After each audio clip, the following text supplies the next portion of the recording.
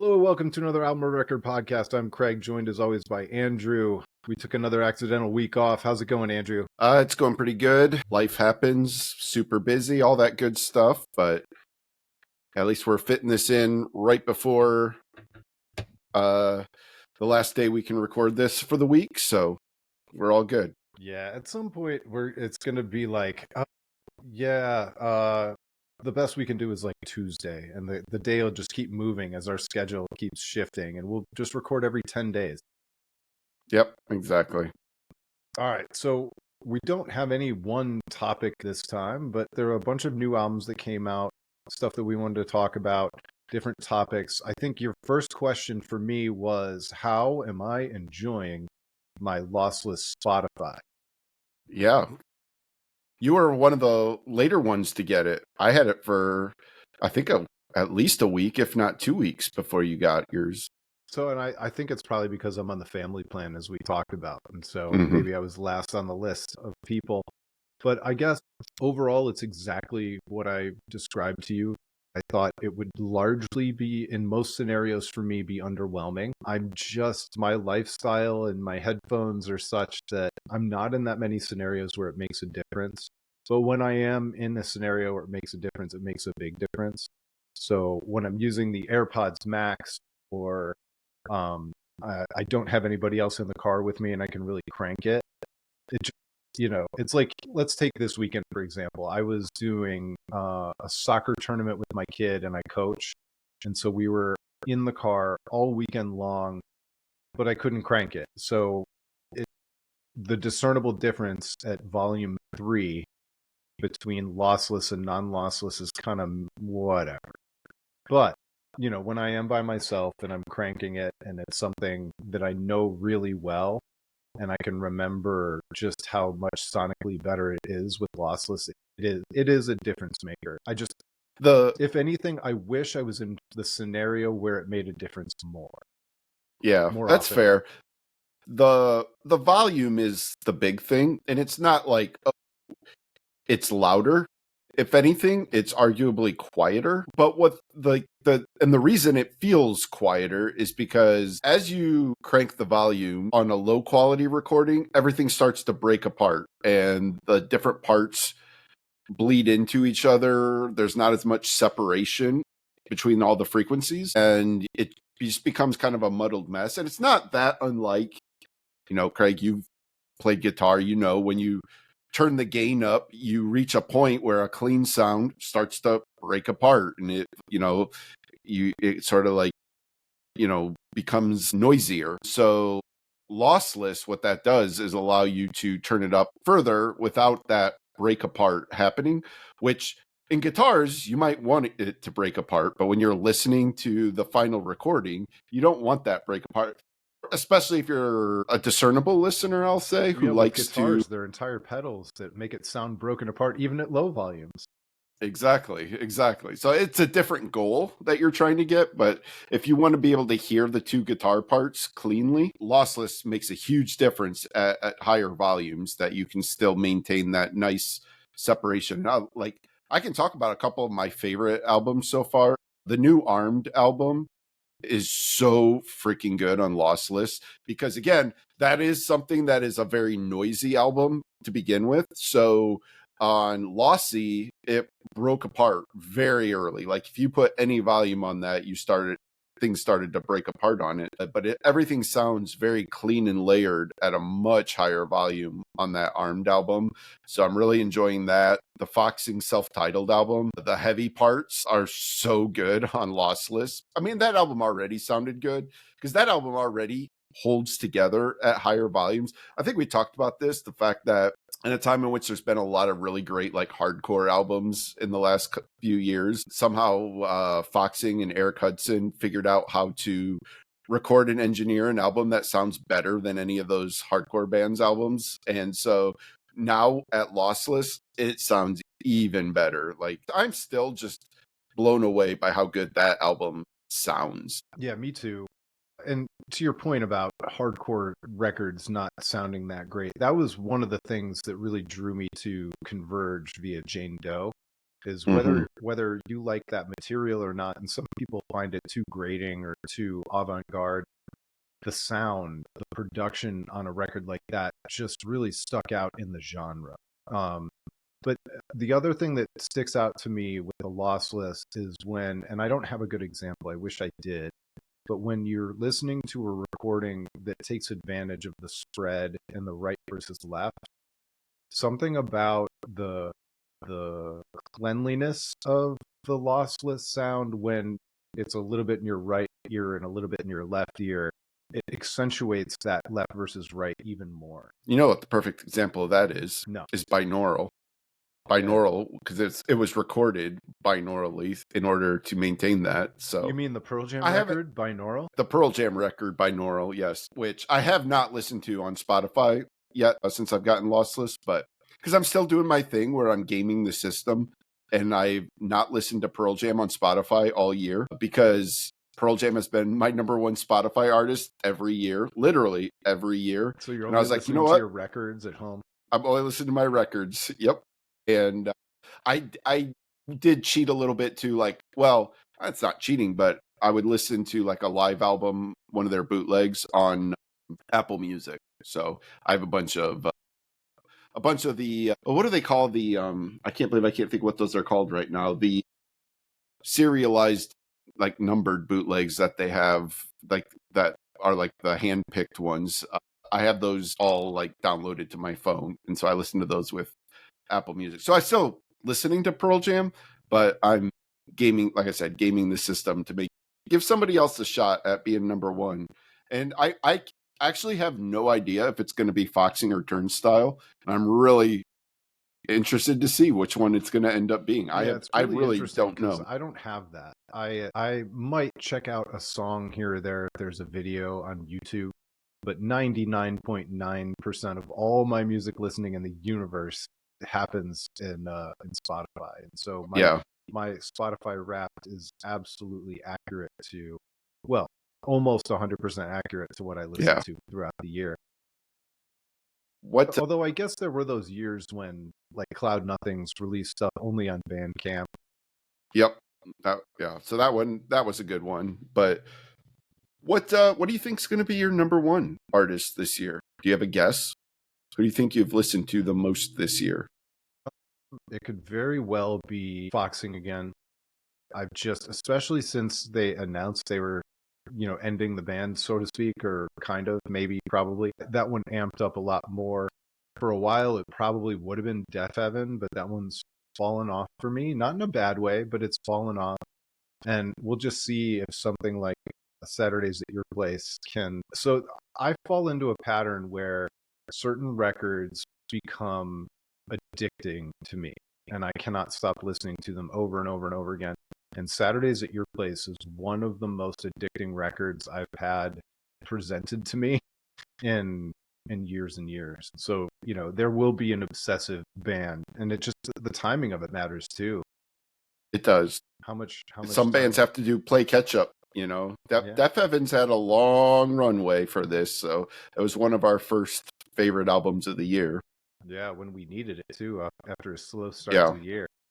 yep, I'm really looking forward to doing our year-end list, yeah, and when we get there, and we have some fun surprises for how we might hash that one out and tier them. And I think it's a really good way for us to not only talk about the stuff that we agree on, but also for you to highlight the stuff that doesn't really hit my target and my stuff that doesn't hit your target.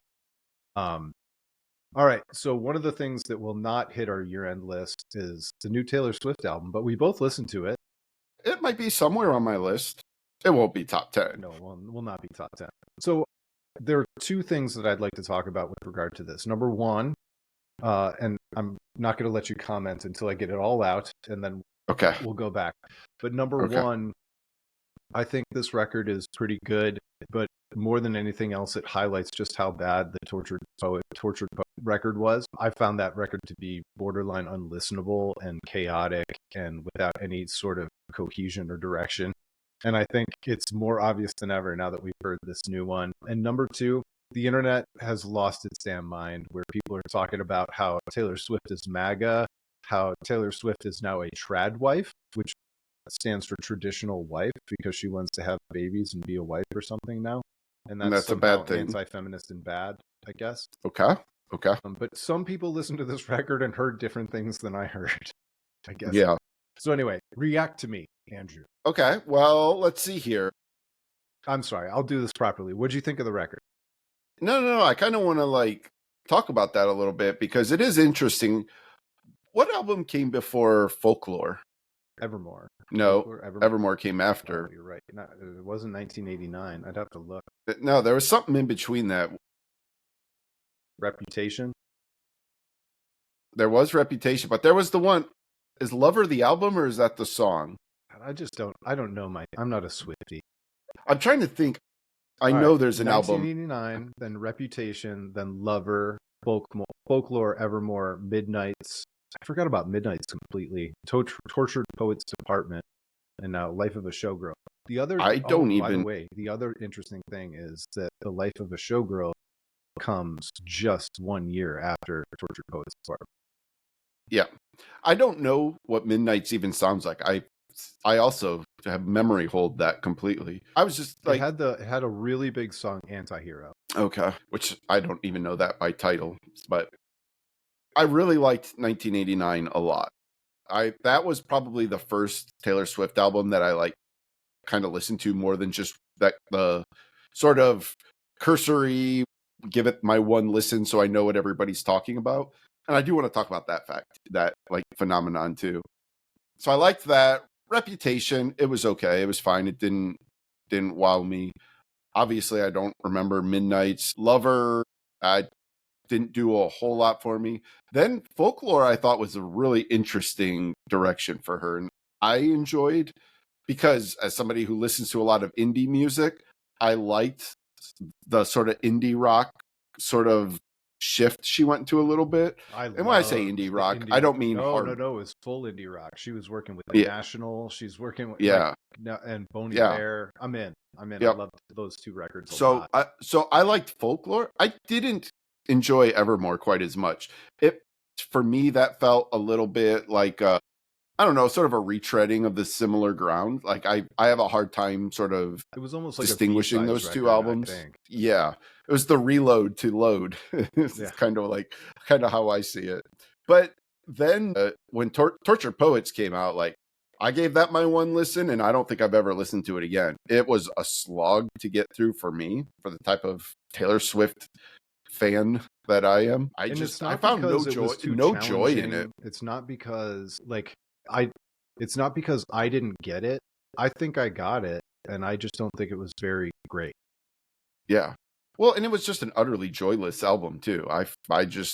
It wasn't fun to listen to, really. And maybe that was partially the point, but I don't know. I know some Taylor Swift fans who love it, so it's, take this with a grain of salt. But my point in all of this is that I think I kind of just thought maybe that was sort of the direction she was going, coming off those three albums, Folklore, Evermore, and Tortured Poets.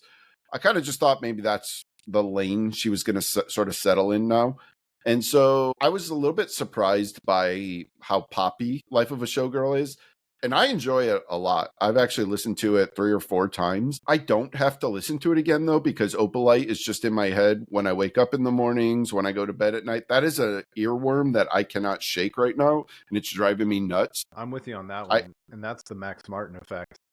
Yeah, and it's real. I'm not saying this for effect or hyperbole. It is. I find myself just constantly I'll be at work sitting there, and all of a sudden I'll just do the what like that. And it's just I don't know. It's sort of like the Costanza thing, the Costanza kind of thing. So, but no, I like this album quite a bit, actually. I found it fun to listen to. It's nice hearing the joy return to her music. And I think it seems to be a reflection of where she's at personally. She seems really, really happy right now for obvious reasons. And I always think it's interesting when an artist has like Taylor Swift, she did talk about this a little bit too, that it was even a fear that she kind of had of my whole thing is writing breakup songs and heartbreak and, all these things. Can I write an album when I'm actually super happy and in love? And, I think she pulled it off. Like, I think the album is interesting. I'm rather shocked at the backlash, the critical backlash, and people who find it entirely uninteresting. Well, I don't know. Like, it's not an artistic step forward. It's almost like a return to form in terms of going back to yes. pop. But I'm not offended by that with her. Like, it seems like Mhm. she's welcome to do that, and she's so prolific that it also doesn't preclude her going back and making another Folklore or Evermore style record somewhere in the future. Or if she wants to do kind of an unplugged piano ballads or something, see her Mhm. doing any number of things, but this one wasn't really off the table. But the interesting thing about this record to me is that it's so efficient. It's 41 minutes long. Yeah. There are only 2 songs that are 4 minutes or longer. It gets in, it gets out. You want to start it over again. It just goes. It just goes. It sounds like the songs recall a lot of other songs without completely ripping them off. Although we'll see if the lawsuits come forth on some of the chord progressions and whatever else. But Yeah, actually, Romantic is baiting both Weezer and the Pixies, it is, begging them to. which is really funny because people brought up Pixies, and all I heard was "Say It Ain't So." Yeah, which has always been a thing. That's always been a thing, that those two songs Yeah. have a similar chord progression. But the original version of Tortured Poets Department was 16 tracks and 65 minutes, and then it was expanded to 31 tracks and 122 minutes. It was Whew. just bananas. It was Yeah, just bananas. I do. I do kind of wonder if, kind of going back to the critical reaction of it too. I don't really remember too like, so like when she did 1989, obviously that was like her first like severe, like full on, like dropping all of the country pretense and just going full steam ahead into pop. Like 1989 is a fully formed pop album. And I think she got a lot of critical acclaim for doing that. And then once she starts doing the indie rock thing, she started getting attention from the indie critics. And I think Pitchfork started taking her more seriously. And I do wonder if this like return to form back to pop, I wonder if some of the negative reaction is a little bit of the fact that she attracted the attention of people that are more drawn to the sort of artistic direction she was going in before and view this as just a sort of a basic, pop album, which to a certain degree it is. But like there has to be a place for that. Like, But also, I to your don't know, like, point, she released 1989 and 2014, and I mhm. looked up the Pitchfork review. It's 7.7, but it wasn't reviewed until 2019. So it's like a review 5 years later. Yeah. Yeah, because like there was a time like that it will. I think that a lot of those kind of critics, and I don't mean that pejoratively. Like I love Pitchfork, and I read tons of modern indie critics, but I just think that there was a sense that like Taylor Swift wasn't cool and that they weren't going to pay that much attention to her. And I think 1989 started to change that. And I think Reputation, that sort of darker turn she went with Reputation, I think a lot of critics saw that as a daring sort of thing for her to do. And then eventually, like I said, going into Folklore, Evermore, Tortured Poets, I think just it drew the attention of a certain type of critic that probably isn't as inclined to enjoy what she's doing on Showgirl. I really enjoy speaking about an album where I'm not really in the target demo and I'm not Yeah, emotionally I mean, invested I'm in not it. invested. And Yeah, so I feel like I can be really objective about it. And I can say that even if I didn't like a certain record, I can identify the fact that it was really good. And that's something that I've always been proud of us on this podcast was like, yeah, this isn't for me, but I can tell it's a really good record. This should have been my favorite record of the year. It's not good. Stuff that is in our wheelhouse, we can kind of more objectively say that it's bad. But anyway, I don't the other thing about all the online criticism, as it were, the TikToks, people get so much attention for saying the most outlandish things that I think the truth will come out in the streaming numbers, and I think this one is going to be one of the ones that goes absolutely. They all go bananas. So this one is gonna crush Tortured Poets Department.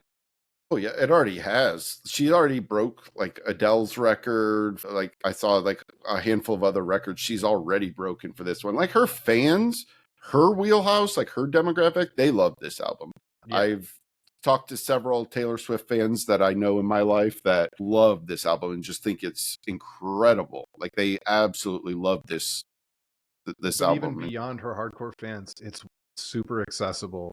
It's going to be Yeah. everywhere, and it's going to be easy to listen to by everybody everywhere all the time. The one thing I did want to circle back to, I kind of started alluding to it earlier, is this idea too that I find interesting about her, that, you know, you and I will listen to every Taylor Swift album fully acknowledging it's not our wheelhouse, and we Just know like I that listen to going in. Beyonce.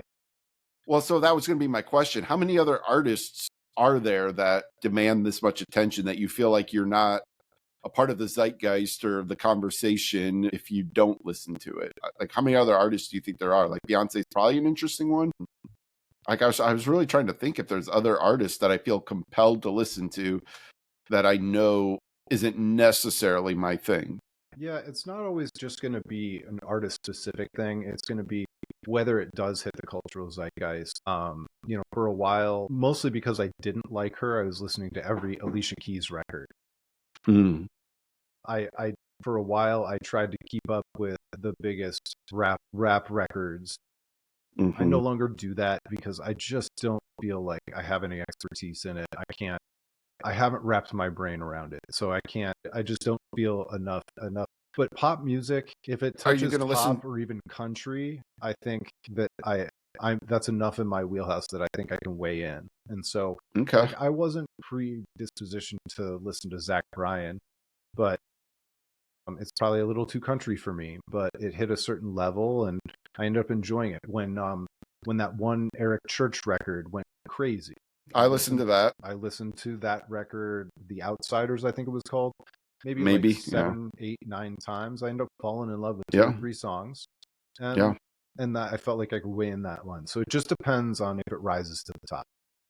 Are you going to listen to the new, like, speaking of rap, are you going to listen to the new Danny Brown album when it comes out? No. Because you really should, just so we can talk about it on here, because I'm going to want to talk about it. Well, then I will, but it's not something I would listen to, but I will for you, Sure. Andrew. All right, I appreciate that. But yeah, I don't know. I personally, like, there came a point, like, as much as I hated Tom Brady, there came a point where you just sort of like appreciated the career and you were just like always tuning in to see what he would accomplish next. I hit that point a little bit with even Michael Jordan, who I also hated. Trying to think of other like people like that. But my point is, I kind of like the fact that music has this entity that still captures literally everybody's attention. There's no artist like Taylor Swift, and I love the fact that I have peers my age that are full on Swifties. I've talked about like my nieces are massive Swifties, and I like that she spans these different generations and just can make everybody pay attention and like have a common thing to talk about in music, because music has become so, in the same way sort of like baseball's become regionalized, like music has become really splintered into camps of different types of fans. And it's just kind of cool to me as a music fan who grew up loving like the big artists that could be on the cover of Rolling Stone and everybody would pay attention and know, like, we just don't have much of that anymore. No, but it happens to be pop females most of the time. So like last summer I did listen to Charlie XCX. I have listened to the Sabrina Carpenter record. I have listened to Cardi Sabrina B. is one that I actually listened to. I've listened to You and I both all of her love albums. Olivia Rodrigo without Yeah. any kind of embarrassment. I truly, Yeah. that wasn't even a joke. We truly love her. Yeah. Yep. No, she's a full on artist too. Like Yep. that's a big part of it. But you know, if like I don't know, she has a way, like her songwriting is very much like authentic to the art form. And I think that, you know, that's not that dissimilar to Taylor Swift. I think that's another part of what makes Taylor so palatable to people across, like, even if you're not a pop fan, like she's somebody that is in the art. Like she's there writing these songs with Max Martin, Shellback, When what's Olivia his name? Rodrigo still does everything right. She gives kudos to the people who came before her. She invites people on stage. She highlights all the right people. It's just the best. Yeah. And you know, they all have different things. Like I've talked about this, I think, like Sabrina Carpenter and the way she's created this character that, you know, the pop star Sabrina Carpenter is not the person Sabrina Carpenter. I think that's kind of cool how much she leans into that. It's like a wrestler. Yeah, it sort of is, She's to be Hulk honest. Hogan. It really is. It really is. Without the racism, probably. Yeah. And probably. Let's make that the title of the podcast. Sabrina Carpenter is Hulk Hogan without the racism, probably. ... Probably. But yeah, I don't know. It's just I don't know. It's just something worth, I guess, paying attention to, and you feel like we would be remiss to not talk about the album. Did you happen to catch? So real quick, like one, maybe wrap this up, but did you happen to catch New Heights this week? I did not, but I caught a clip where Jason asking Travis about Wood. Trying to ask him about the penis song. Hilarious. Jason talking about, he's like, I think it was kind of generous. He's like, if somebody wrote a song about me, it would be Japanese maple. It was so good. Absolutely hilarious. All right, speaking of podcasts, I'm glad they can have fun with it. I've got that's a perfect segue. You and I both watched the interview that Haley Williams did. Was it Pop Matters? It was the New York Times one, but I don't know what it matters through the New York Times. Really, you're not a fan of Paramore. I am. I especially thought their last record was phenomenal in kind of an avant-garde punk rock pop crossover, like almost a genreless art rock Paramore record. I thought it was really, really good, but it was very 80s, like Talking Heads and whatever else you want to name check out of the 80s. But she did the sit down interview, and even if somebody like yourself, who's not a big fan of Paramore, came away just ultimately respecting her and the way she goes about her business, she flat out called Morgan Wallen a racist. She went after Nashville to some degree, but like with love, because I get the sense that she likes it there. She just wants it to be a little bit better. Yeah. But just a fascinating interview. What were some of the takeaways? I know I'm leaving a bunch out. So you don't aggregate the worst headlines, right? Yeah. For me, you know, I've always been a Haley Williams fan. As like I've talked about, you know, she's one of the most dynamic performers that we have in music. She is like the epitome of a frontman or front woman, I guess. You know, like when you watch Paramore, you can't take your eyes off of her. She's such a dynamic performer, and I've always liked her sort of ethos. And you know, she's definitely like, you see some people that would like in that sort of genre of music that would wear a Turnstile shirt, for example, and you would think that it is somewhat performative, but I can tell you from going all the way back, she has always talked about hardcore music and repped all of those bands. Like she is very legit about that. So I've always kind of appreciated that about her as well. But watching this interview, I think the thing that really struck me was, and because I didn't know any of this story, was the fact that like what happened with when Paramore was coming up, when I think it was that Atlantic Records signed her and wanted to make her a pop star. Yeah, this was and they didn't the Warped tour and the post Warped tour when Paramore really hit it big. And they didn't care about the band Paramore, really. They didn't sign Paramore. They signed Haley Williams out of No Doubt. Yes. And I like that she stood her ground on that. And that could have been, I think there would have been a lot of people that would have taken that path. When you have a label dying to promote you and make you a star, I think that's enticing and intoxicating, that I think a lot of people would just do it. And to her credit, she stood her ground and she said, absolutely not. Paramore is a band, and I don't want to sing songs other people write for me. I want to sing the songs that we write in Paramore as a band. And to the label's credit, they actually allowed her to do that. And it did cause some tension. I think that's a big part of why the original guitarist and bass player quit the band. Now the guitarist is back. Is it the guitarist or the bass player? I think it's the bass player. They were brothers, and they were both brothers, quit, but and one of the brothers but came the back. bass player is back. The bass player is back. The guitarist is not.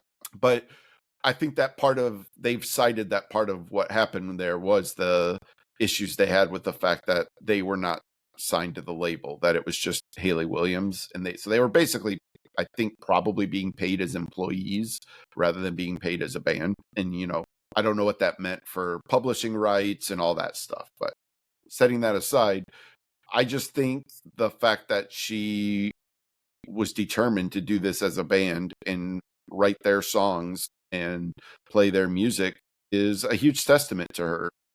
I just came away really respecting the things she stands for and her outlook on life, music, religion, just everything. I think she came across really well in that interview, and I think it's hard to watch an interview like that and not be impressed by her. So one of the things that I took away from the interview was how, and I could have guessed a lot of the things that she talked about being a very young girl coming up in that scene and on those festivals and everything else.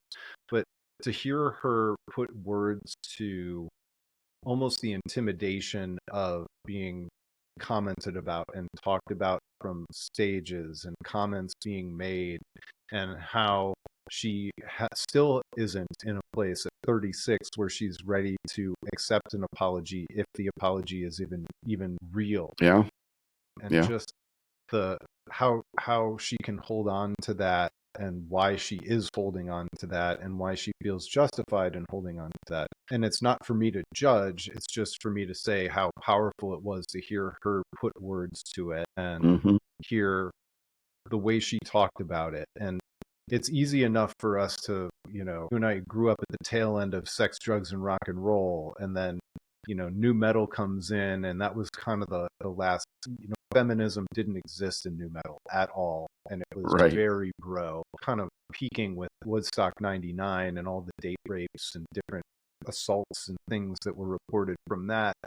And to some degree, that, even though I don't think they played Woodstock 99, to some degree that's the world that she and her peers came up in, as fans, as musicians, as people who live in the culture. And for her to be one of the most prominent artists, female artists, and lead singers during that time, and now that they're on the other side and playing with Taylor Swift on the Eras tour, and I don't know, I already had respect for her, but the way that she's so thoughtful about it and maybe defensive about it, but just how she verbalized it all and in descriptive ways, I just feel like I know her so much better now.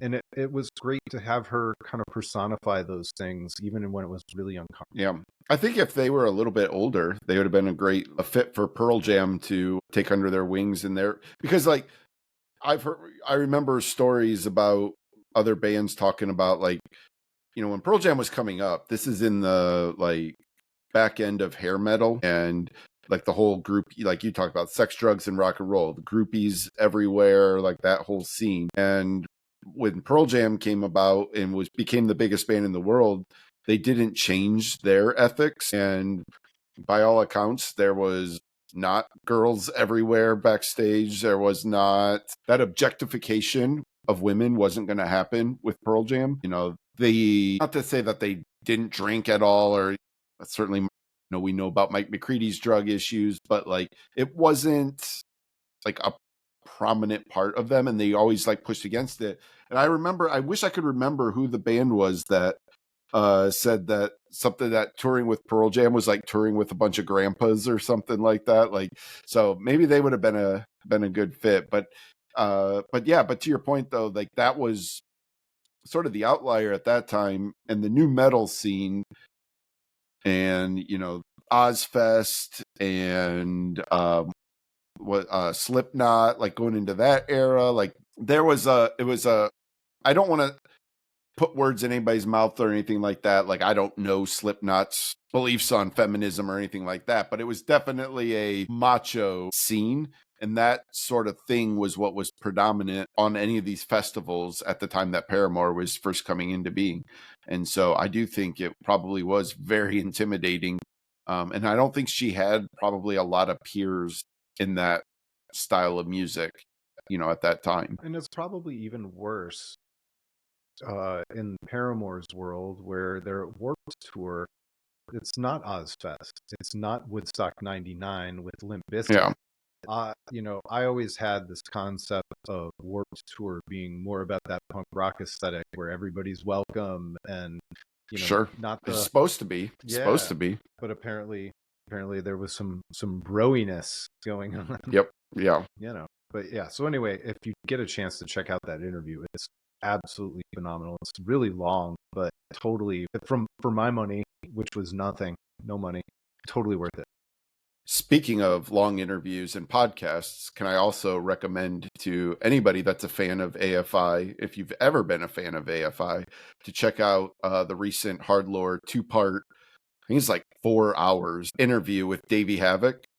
It is remarkable from beginning to end. And there's so much stuff I can't like pick like moments in the same way we did with the Haley thing. I can just say you will not regret watching this if you've ever cared about that band whatsoever. And to just sort of see, because like Davey's always been a mysterious sort of figure anyways, beyond just the change. I mean, he's famous for the changing of his look every 2 years and like the wild differences in the looks and appearances. And he does talk about some of that a little bit, which was interesting. But in general, he's sort of an enigmatic interview. Like I've seen, he does this thing, and he did it in the Hardlore podcast too. It's my favorite thing that he does. Almost every interview he does, the first person, if they try to ask a roundabout question or do this thing where people ask two questions at the same time, he'll always be like, so is that which question do you want me to answer? Or like, so what's the question you want me to answer? Like he will always start off by putting the interviewer on edge a little bit, which I just love that. Like I like my front men to be a little weird, a little intimidating, a little off, if you will. Like I've always found that enjoyable. So, but you really get to see a different side of Davey. He really lets his guard down because it's such a long interview, and it was super fascinating. And I don't know, did you catch any of it Nope, by any chance? not yet. My favorite thing though is that, so his current look, which you've seen, right? You know Yeah. what his current look is. The which most of people, if you're listening to this podcast, have probably seen it. If you're not, Google him and you'll see. But he's got this like bushy hairstyle, this great 70s mustache, and then these long braids coming out the back. And he's like wearing what do you call that? Those, like, I don't even know what you would call. There's a word for what those are, like I don't know, the shaman type thing. But anyways, so he talked I'm just about gonna that go he ahead was, and share it so everybody can oh, see look it at on this. Oh, YouTube. beautiful. He so he talked about the fact that he was going to, or he was thinking about actually changing out of that look. He wasn't sure that it was quite what he had in mind or what he was going for, but he went to Jerry Cantrell's house. He was actually hanging out with Jerry Cantrell, and he said Jerry saw him. It was just like, oh my God, like his first time seeing that look. He's like, that is 60s desert porn cult leader or something like that. Not porn, sex cult leader. Yeah. And Davey just loved it. And he's like, all right, I'm not changing a thing. That's exactly the vibe I'm going for. So it was fascinating. And just like, I really, really recommend it. I know it's long. It's very, very long, but if you like the backstory and want to hear more about the early days, listen to part 1. If you like more of their more modern stuff, you can listen to part 2. It gets into a lot more of that. It's But interesting super, because super this fast. is going to make me a bigger AFI fan, because I'm not a big AFI fan. I found their peak hits kind of almost irritating to me. Like So it'll be interesting. I can always be bought if I buy into the people. Yeah. I just Yeah. never got to know any of the personalities in AFI. Did you not like Leaving Song Part 2? Oh my God. Craig. Jeez, how are we friends? Maybe we'll revisit. Yeah. I'm easily swayed, especially when I know I'm supposed to like something. Okay. I know we're on a time crunch here. Let me just say too, I would be remiss to not mention their new album that just came out a couple weeks ago. I can't say if you're an AFI fan if you'll like this or not, because it doesn't sound like AFI. It's a totally different direction for them, and I unapologetically love this album from beginning to end. It is post-punk, new wave. He's The Cure, Talking Heads, some of that David Bowie elements in there. Like, it is a trip hearing this kind of music being made today by that band. And Davey has I'll just say, an interesting and unique take on vocals on this one. It's very different for him as well, but I personally love it. I'm always along for the ride when bands do this, like surprise and delight me. I'm along for the ride. All right, last but not least, you're looking at a man who got tickets to Foxing in Chicago. I got tickets to both shows. Yeah. So now I just got to figure out how to get myself to Chicago in December for 2 nights. Do you Well, have any yeah. second thoughts about trying to make that one happen? You know, I mean, obviously I do. It's such a complicated thing because of things going on at work that make like actual events, not just like day-to-day work. Correct. Yeah. And makes it kind of complicated. I so badly would love to go and say goodbye to this band. I'm going to be sad if I miss it. I do know that. By the way, they're going to get back together. They're going to. Yeah. They're going to take a break, and I sure hope so. This send off of 4 shows, 2 in Chicago, 2 in St. Louis, with Pool Kids in Chicago, and then Greet Death is playing one of the shows in St. Louis. They're going to be that's what I want to go to. They're going to find a way to break. St. Louis. Eric is going to work on some other records, and he's going to end up writing and feeling inspired, and I just feel it in my bones. So I hope so. And it's hopeful too. Like, prove me right. Yeah, I'm still like tremendously sad about them ending. I really to the point that I told you I dug back in sad. And Draw Down the Moon. I listened to it all weekend long for some reason. I just put it on once and I couldn't stop listening to it. And I think I'm going to have to revisit my album rankings or just start introducing ties. The problem is I don't want to put anything last. And I know something has to go last. But the further and further I get, the more I feel like the band got better with every record. And I just have to. Yeah. For me, the Albatross is definitely last, and I don't have that struggle. And I talked about my reasons why in the and that, by no means do I dislike Albatross. Like, it's an awesome album, but that's not the Foxing that I fell in love with. And I just think they got better and more interesting over time.